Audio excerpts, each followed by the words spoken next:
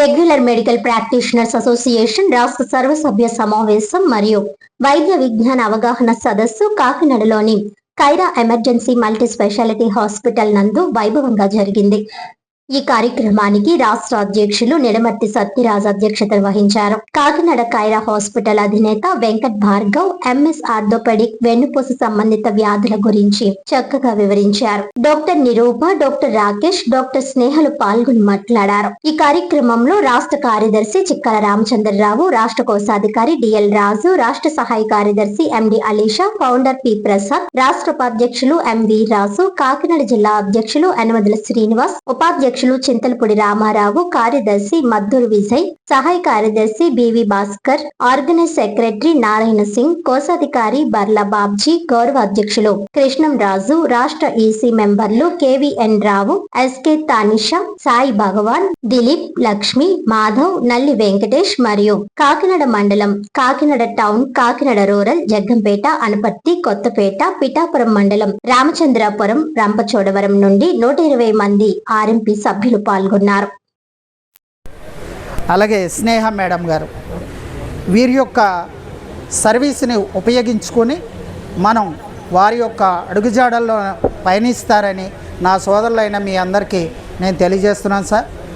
ఎక్కడ మంచి ఉద్దేశంతో మంచి మానవత్వంతో వైద్యం చేస్తారో వారి యొక్క సేవలు మనకి ఎంతో అమూల్యమైనటువంటి సేవగా భావిస్తూ వారికి మంచి చెడు తెలుస్తుంది, అంటే అందరికీ తెలుస్తుంది, కానీ సేవ చేసే భావం ఉన్న వాళ్ళకి ఇంకా కష్టం అంటే ఏంటో తెలుస్తుంది. కనుక ఒక పేషెంటు వచ్చారంటే ఆ పేషెంట్ యొక్క భావన, వారి యొక్క కష్ట సుఖాలు తెలుసుకునే డాక్టర్లు ఎవరైనా ఉన్నారంటే స్వచ్ఛందంగా సేవ చేసే మహోన్నతమైన భావన ఉన్న వాళ్ళకి ఎక్కువ తెలుస్తుందన్న ఉద్దేశంతో నేను ఈరోజు మీ అందరికీ వారిని రిక్వెస్ట్గా నేను ఏనాడు మీ అందరినీ ఈ హాస్పిటల్కి మీరు సపోర్ట్ చేయండి అని ఎప్పుడు మీకు నేను చెప్పలేదు. ఎందుకంటే మీ యొక్క పరిధిలో ఉంటుంది కనుక మీకు నచ్చిన డాక్టర్ గారు స్పెషలైజేషన్ తరపున చేసుకుంటారు. కానీ వీరి యొక్క గురించి నేను విన్నాను రాగానే మంచి సేవాభావం, మంచి హృదయం, అలాగే డాక్టర్ గారు కానీ మేడం గారు కానీ ఈ నలుగురు కూడా మనకి వారి యొక్క సేవలను ఉపయోగించుకుంటూ మునుముందు మంచి అభివృద్ధి పాఠంలో వారు పయనిస్తూ మంచి సర్వీస్ చేస్తూ ఉండాలని మనస్ఫూర్తిగా కోరుకుంటూ, అట్లాగే వీరి క్లాస్ అయిన అనంతరం డివిజన్గా, జిల్లాలుగా, అట్లాగే మండలాలుగా వచ్చారు కనుక అది మన విషయాలు తర్వాత మాట్లాడుకుందాం. ఉంటారన్నమాట. ఇవన్నీ మేము డిఫార్మిటీ కరెక్షన్స్ అన్నమాట. ఎక్కడెక్కడైతే మన కాలు పంపులు ఉంటాయి, ఇలాంటివి ఉంటాయి చూసారా, ఈ టైప్ ఆఫ్ డిఫార్మిటీ ఉంది చూడండి. మొత్తం కాలు రెండే ఉన్నాయి. ఆపరేషన్ తర్వాత ఇలాగా స్ట్రైట్గా నడవగలుగుతున్నాడు. ముందు ఆపరేషన్కి ముందు ఇలాగ ఉండేవాడు అన్నమాట. మొత్తం కాలు క్రాస్ అయిపోతూ ఉండేది, నడిచేవాడు కాదు, పక్క పడిపోతూ ఉండేవాడు. ఇంకా చిన్నపిల్లలు చూసుకుంటే పుట్టిన వెంటనే ఇలాగ వస్తారు. నా దగ్గరికి వీడు 3వ రోజు వచ్చాడు, పుట్టిన 3వ రోజు మన దగ్గర తీసుకొచ్చారు వీళ్ళు. ఆ కాలు చూడండి కింద బెండ్ ఎలాగ ఉన్నా. ఇవి మనం కరెక్షన్ చేసిన తర్వాత వచ్చిన వీడియోస్. ఇప్పుడు ఆ కాళ్ళు అలా నార్మలైజ్ అవుతాయి అన్నమాట. ఇవి మన చిన్న చిన్న కట్టులతోనే అయిపోతాయి. ఇన్ కేస్ మనం ఇవి నెగ్లెక్ట్ చేయడం కానీ ఇలాంటివి కానీ చేసాం అనుకోండి, నెక్స్ట్ మళ్ళీ తర్వాత చూపిస్తాను మీకు ఒక వీడియో, అలా తయారవుతాయి అన్నమాట. ఇది చిన్నప్పుడే మనం కరెక్ట్ చేసుకుంటే విత్ ఇన్ వీడికి 1.5 మంత్ అయ్యేసరికి అయిపోతుంది. ఈ అమ్మాయిది లెఫ్ట్ లెగ్ చూడండి ఎంత లోపడుకుందో. ఇప్పుడు నడక మొత్తం మారిపోయింది, మొత్తం అంతా కరెక్షన్ అయిపోయిందండి, స్ట్రైట్ అయిపోయింది. సో ఇప్పుడు తన పని తను చేసుకుంటుంది. 2 years తర్వాత మళ్ళీ నాకు కలవడానికి వచ్చారనమాట.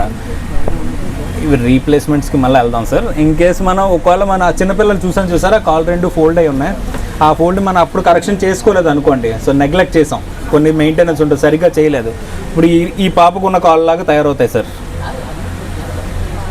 చూడండి ఎలా టర్న్ అయిపోయింది వెనక్కి, టోటల్గా వెనక్కి వెళ్ళిపోయింది చూసారా. అది ఈ టైప్ ఆఫ్ ఇదిలో రెడీ అయిపోతాయి సార్. చూడండి కాళ్ళు ఎలాగున్నాయి. అది ఇది నెగ్లెక్ట్ చేశారు వాళ్ళు, అంటే వాళ్ళు కరెక్షన్ చేసుకున్నారు కాకపోతే మెయింటైన్ చేయలేకపోయారు, అంటే రెగ్యులర్గా షూస్ వేయడం ఇలాంటివి చేయలేకపోయాను అనమాట. దానివల్ల కాళ్ళు అలా టర్న్ అయిపోయినాయి. ఆ కేసుని మేము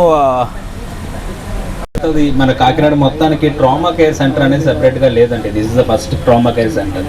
అంటే యాక్సిడెంట్ అయితే కావాల్సిన అన్ని బ్రాంచ్లు ఇందులో ఉన్నాయన్నమాట. దానికోసం అని చెప్పి సెపరేట్గా పెట్టాం. అంటే ఒక యాక్సిడెంట్ అయింది, ఎక్కడ తీసుకెళ్ళాలి, 1 స్టాప్ సొల్యూషన్ అన్నమాట. మనకి ఈ హాస్పిటల్ ఉంది, ఇందులో వెళ్తే బ్రెయిన్కి సంబంధించింది, న్యూరో సర్జరీకి సంబంధించిన ఉన్నారు, ప్లాస్టిక్ సర్జరీ ఉన్నారు, జనరల్ సర్జన్ ఉన్నారు, plastic surgeon, oral maxillo facial అంటే మన ఫేషియల్ ఇంజురీస్ ఏమైనా ఫేస్లో ఏమైనా ఇరిగిపోయినాయి, దానికి కావాల్సిన సర్జన్ ఉన్నారు, అనస్థీషియా టీం 2 ఉన్నారు.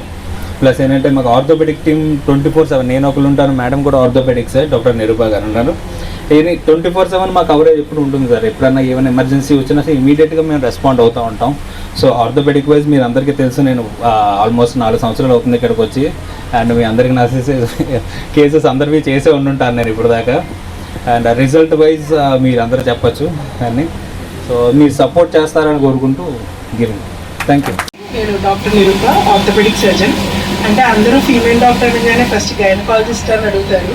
సో ఊర్లో అంటే మీకు తెలిసి మరి ఫీమేల్ ప్రాక్టీస్ అంటే మేము 3 ఉన్నాం, కానీ ప్రాక్టీస్ చేస్తుంది బయట నేను ఒకదాన్నే ఆర్థోపెడిక్స్గా. సో ఫస్ట్ మెయిన్ కన్సర్న్ ఏంటంటే చాలామంది ఇంట్లో పెద్దవారు గబుక్కున మేల్ ఆర్థోపెడిక్స్ డాక్టర్ దగ్గరికి కానీ వెళ్ళాలని చూపించుకోవాలన్నా కొంచెం జంపుతారు. అంటే ఇప్పుడు వచ్చే కొత్త జనరేషన్కి అంత ఇబ్బంది లేదు, కానీ ఇంకా ఆ పర్సంటేజ్ ఆఫ్ పాపులేషన్ చాలా ఎక్కువ మంది ఉన్నారు మనకి. సో మెయిన్ ఏంటంటే మేము అబ్జర్వ్ చేసేది మా దగ్గరికి రాగానే ఓన్లీ ఆర్థోపెడిక్స్ కాకుండా ఫ్రీగా వాళ్ళకున్న వేరే ప్రాబ్లమ్స్ అన్నీ కూడా మాతో డిస్కస్ చేసుకుంటారు. అంటే ఓపీ చూస్తూ ఉంటాం కాబట్టి రోజు ఒక ఫీమేల్ పేషెంట్ వచ్చినప్పుడు అంటే ఆర్థోపెడిక్స్ ప్రాబ్లంతోనే వచ్చినా కూడా వేరే అన్నీ కూడా మేము ఫీమేల్ అవటం వల్ల మాతో డిస్కస్ చేసే కెపాసిటీ మా దగ్గర ఉంటుంది. అంటే రావడం, ఇన్వెస్టిగేషన్ అంటే టెస్ట్లన్నీ అవ్వడం, టెస్ట్లన్నీ నార్మల్గా ఉన్నాయంటే ఆ గంట ఆర్ గంటన్నర మ్యాక్సిమంలో మేము వెంటనే ఆ కేసు చేసి మీకు రిజల్ట్స్ కూడా వెంటనే చూపించగలం. రెండోది ఏంటంటే పెయిన్ మేనేజ్మెంట్. సార్ చెప్పినట్టు ఫస్ట్ వరల్డ్లో అందరికీ పెయినే main problem.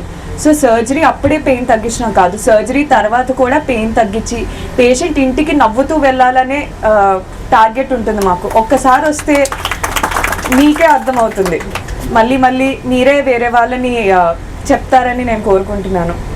We all need your support అండి. మీ సపోర్ట్తోనే మేము ముందుకు వెళ్ళగలం. So please do support us.